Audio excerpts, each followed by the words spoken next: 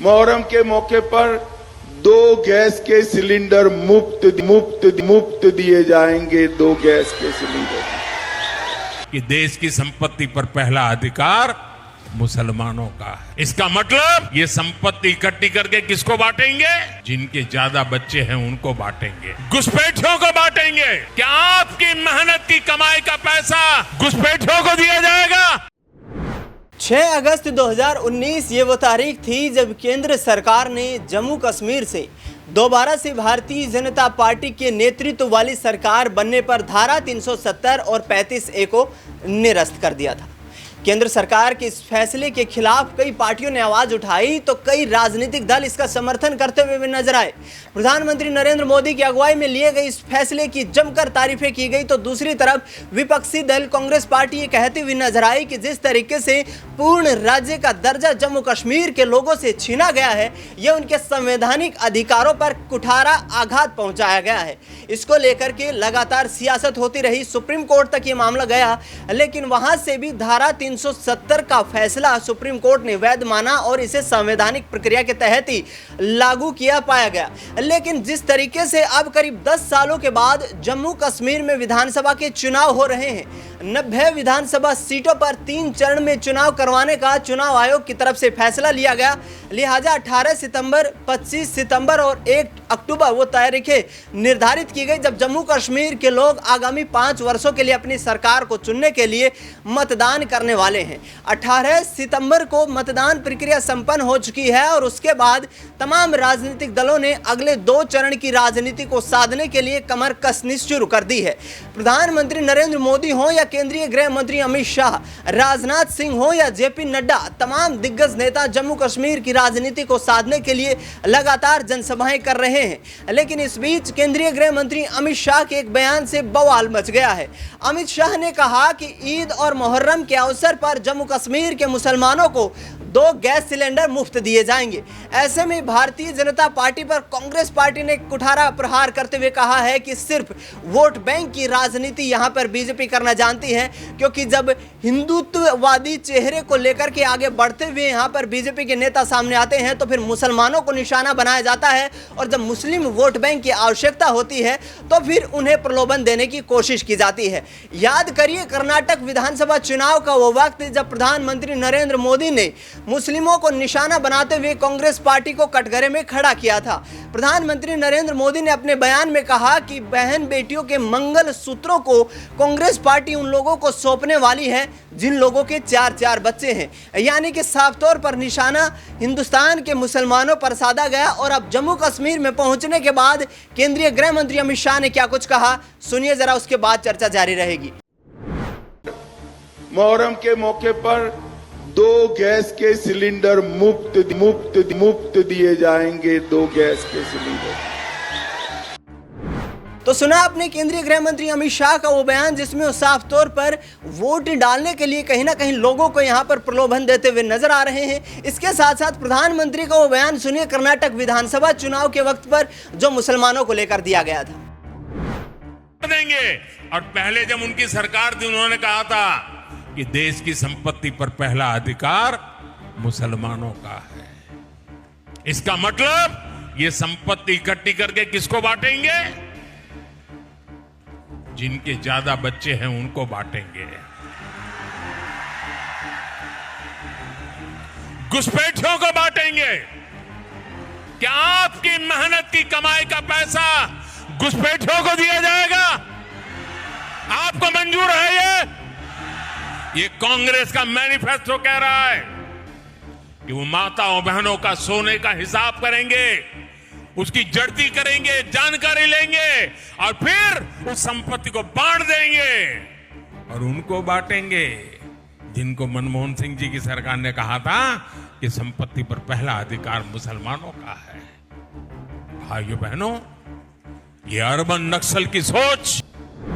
तो सुना अपने प्रधानमंत्री नरेंद्र मोदी भी कर्नाटक विधानसभा चुनाव के दौरान तमाम यहां पर हिंदुत्व कार्ड खेलने की कोशिश करते नजर आए। लिहाजा भारतीय जनता पार्टी को करारी शिकस्त का सामना करना पड़ा और करारी शिकस्त का हश्र यह हुआ कि कांग्रेस पार्टी ने कर्नाटक में विधानसभा चुनाव में जबरदस्त जीत हासिल करते हुए सरकार बनाने में कामयाबी हासिल की। लेकिन अब जम्मू कश्मीर जहां पर एक तरफ कांग्रेस पार्टी और नेशनल कॉन्फ्रेंस का गठबंधन हो चुका है, तो वहीं पीडीपी अकेले चुनाव लड़ती हुई दिखाई दे रही है। इसके साथ साथ भारतीय जनता पार्टी का भी यह दावा है कि वह जम्मू कश्मीर में विकास के दम पर इस वक्त सरकार बनाने जा रही है और जम्मू कश्मीर के लोग उन पर यहां विश्वास जताते हुए नजर आएंगे। न्यूज़ रूम में मेरी मौजूदगी है, मनीष मेरे साथ मौजूद है। मनीष, गृह मंत्री अमित शाह का यह बयान कि मुहर्रम के अवसर पर, ईद के अवसर पर मुस्लिमों को फ्री गैस सिलेंडर दिए जाएंगे, क्या यहां पर चुनावी बेला में कोई इंपैक्ट पड़ने वाला है जम्मू कश्मीर के लोगों पर?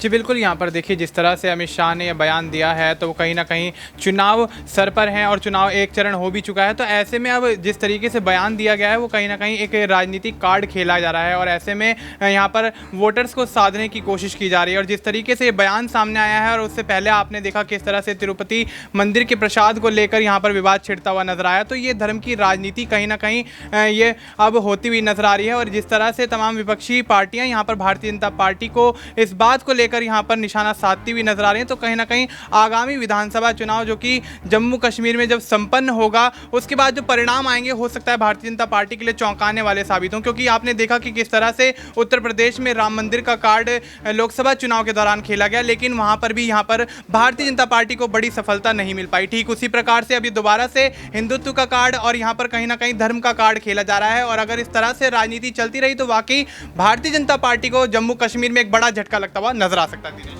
जम्मू कश्मीर में बीजेपी को बड़ा झटका लगता हुआ नजर आ सकता है और विपक्षी दल इसे हार की बौखलाहट करार दे रहे हैं। कांग्रेस पार्टी के हाईकमान की तरफ से दावा किया जा रहा है कि जम्मू कश्मीर में विधानसभा चुनाव से पहले ही बीजेपी ने हाथ खड़े कर दिए हैं और बड़ी हार की तरफ बीजेपी आगे बढ़ती हुई दिखाई दे रही है। माही मेरे साथ मौजूद है। माही, किस तरीके से देखती है प्रधानमंत्री का वो बयान कर्नाटक विधानसभा चुनाव के दौरान, अब गृह मंत्री का बयान, क्या यहाँ पर बीजेपी कहीं ना कहीं फंसती हुई नजर आ रही है और जिसको लेकर के मुस्लिम वोट बैंक को साधने का प्रयास?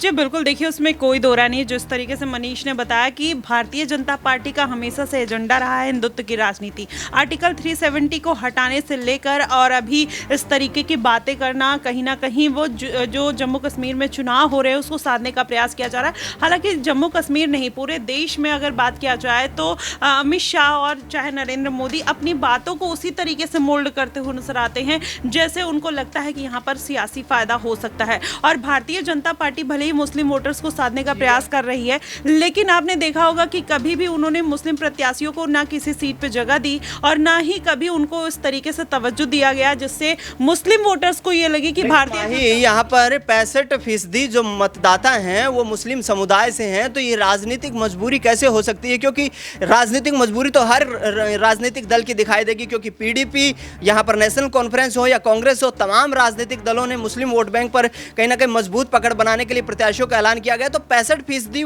वोट बैंक को साधने के लिए क्या यहाँ पर बीजेपी का जो मुस्लिम यहाँ पर उम्मीदवारों को चुनावी मैदान में उतारना गलत फैसला दिखाई देता है? देखिए, आप जो बात कर रहे हैं वो पर्टिकुलर आप बात कर रहे हैं जम्मू कश्मीर की, मैं पूरे देश की बात कर रही थी। और यहाँ पर अगर देखा जाए तो जम्मू कश्मीर में अगर मुस्लिम वोटर्स हैं तो ऑब्वियसली वो प्रधानमंत्री नरेंद्र मोदी को चुनते हुए नजर आएंगे, क्योंकि आर्टिकल 370 हटाने के बाद जिस तरीके से जम्मू कश्मीर में विकास का कार्य हुआ है तो उससे ये कहा जा सकता है कि कुछ वोटर्स कहीं ना कहीं इनके फेवर में है, लेकिन वहीं कुछ वोटर्स हैं जो कांग्रेस पार्टी को खुलकर सपोर्ट करते हुए नजर आते हैं। और वही मंगलसूत्र का आपने जिक्र किया, जो बयान देते हुए पीएम मोदी नजर आए थे और अमित शाह के बयान में कितना कॉन्ट्रडिक्शन देखने को मिलता है। और ये बात तो अलग अलग राज्यों में भी देखने को मिलती है कि भारतीय जनता पार्टी मुस्लिम वोटर्स को कितना सपोर्ट करती है और मुस्लिम वोटर्स के मन में आखिरकार भारतीय जनता पार्टी को लेकर इतना द्वेष क्यों है। आप देखिए, और पार्टियों को, चाहे कांग्रेस हो चाहे समाजवादी पार्टी हो, मुस्लिम कैंडिडेट्स के साथ हमेशा खड़ी रहती है। भारतीय जनता पार्टी में बीच बीच में जब चुनावी वोट लेना होता है तब इस तरीके के बयान देते हैं। ट्रिपल तलाक का मुद्दा आया था तब